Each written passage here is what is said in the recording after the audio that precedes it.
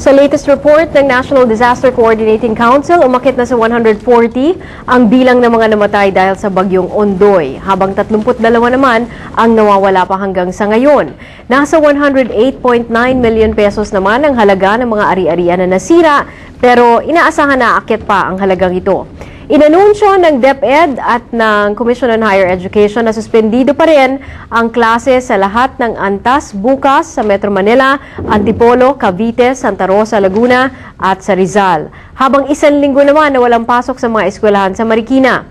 Isang linggo rin kanselado ang number coding scheme ng Metro Manila Development Authority, maliban sa Makati na hanggang bukas lang suspendido. Ito raw ay para makatulong ang mga private vehicle sa mga rescue operation at paghahatid ng relief goods sa mga biktima ng bagyo.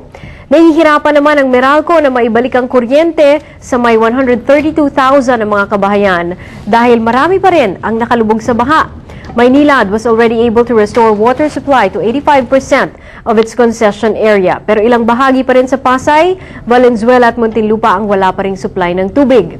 Hirap ding makakuha ng cellphone signal sa ilang lugar dahil clogged pa rin ang ilang linya ng Globe at ng Smart. Sa ngayon daw kasi nakalubog pa rin sa baha at sa putik ang kanilang mga kable at mga landline boxes. Pero sinisikap naman daw ng kumpanya na maibalik sa normal ang kanilang serbisyo. This is obviously not a good time for politics, pero bakit nga ba ang ilang politiko kahit bumagyo't bumaha na, pasimple pa ring umi-eksena? Yan ang story number 9 mula kay Ina Zara.